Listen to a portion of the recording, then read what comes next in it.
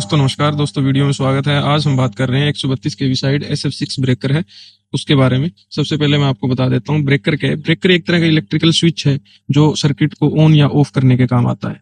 तो कॉन्टैक्ट को मेकिंग और ब्रेकिंग के काम आता है। ब्रेकर के काफी टाइप्स होते हैं जो हमारे पावर के अकॉर्डिंग उसको सिस्टम की पावर सिस्टम के अंदर पावर की कैपेसिटी के अकॉर्डिंग उनको यूज किया जाता है।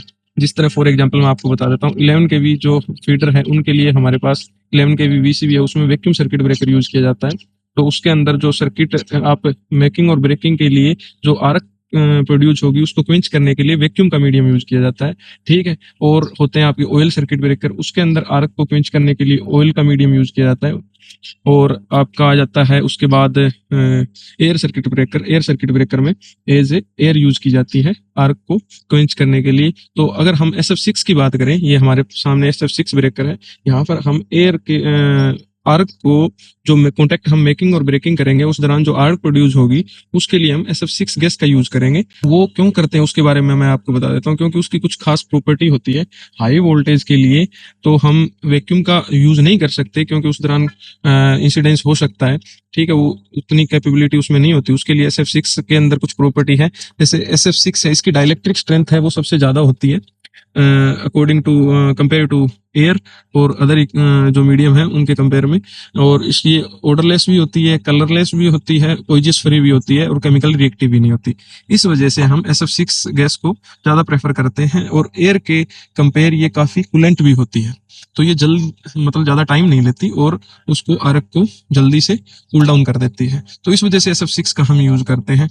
तो अब क्या होता है इसके बारे में मैं पूरा आपको बता देता हूँ। इसकी कंस्ट्रक्शन किस तरह होती है ब्रेकर की, ये आप देख रहे हो सामने 3 लिंब है। ठीक है, R/B फेस तीनों का। ऊपर जो कॉन्टेक्ट होते हैं ना, इसके ऊपर से जो नीचे की तरफ रोड आएगी, ठीक है, फर्स्ट लिंब में, इसके अंदर ये फिक्स रोड होती है जिससे हमारी जो ये सप्लाई लाइन से सप्लाई आ रही है ये जुड़ी होती है। जो बीच में से कॉन्टेक्ट निकल रहा है आप देख रहे हो हमारा ट्रांसफार्मर की तरफ जा रहा है। जो कॉन्टेक्ट देखो ये कॉन्टेक्ट ट्रांसफार्मर की तरफ जा रहा है, यहाँ से आउटगोइंग सप्लाई ट्रांसफार्मर को दी जा रही है।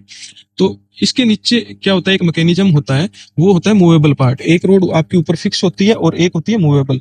ठीक है, जब भी हम ब्रेकर को ऑन करेंगे तो इसके अंदर एक मैकेनिज्म होता है। इस ब्रेकर को मैं ओपन करके भी दिखाऊंगा। तो वो क्या करेगा, उस रोड को एक गियर बक्से से जुड़ी होती है, उस वो रोड ऊपर की तरफ पुश करेगी तो इन तीनों के साथ वो कॉन्टेक्टेड होती है। ये देखो, ये दिखाता हूँ आपको, तो इसमें जूम करके दिखा रहा हूँ। ये देखो, ये जो दिख रहा है ये मैकेनिज्म है। यहाँ से बीच में से ये रोड उसको ऊपर पुश करेगी, ऊपर पुश करेगी तो ये तीनों इनके साथ कनेक्टेड है इक्वली। ये तीनों कॉन्टेक्ट ऊपर की तरफ जाएंगे, ये ऊपर की तरफ जाएंगे तो वो रोड जो फिक्स रोड है उसके साथ कॉन्टेक्ट हो जाएंगे। तो जब भी हम ऑन करेंगे तो ये ऊपर की तरफ पुश करेगी और कॉन्टेक्ट को मेकिंग करेगी और सप्लाई हमारी दूसरी साइड चली जाएगी। जब हम ऑफ करेंगे तो ये रोड नीचे की तरफ आएगी, पुश करेगी और क्या होगा, कॉन्टेक्ट ब्रेक हो जाएंगे। इस मैकेनिज्म पर ये हमारा ब्रेकर काम करता है। आप देख सकते हो इसके अंदर। अब मैं ओपन करके भी आपको दिखा रहा हूँ। ये मैकेनिज्म होता है इसके अंदर। ये देखो ऊपर से ये रोड जा रही है तो ये क्या करेगा, ये इसको ऊपर की तरफ पुश करेगा। ये देखो ये कॉन्टेक्ट है, ये इसको जब हम ऑन करेंगे तो ऊपर की तरफ पुश करेगा और इसको कॉन्टेक्ट मेकिंग का काम करेगा। और जब भी हम इसको ऑफ करेंगे तो ये नीचे की तरफ आएगा, इसको की तरफ कर देगा। ये मैकेनिज्म है इसका।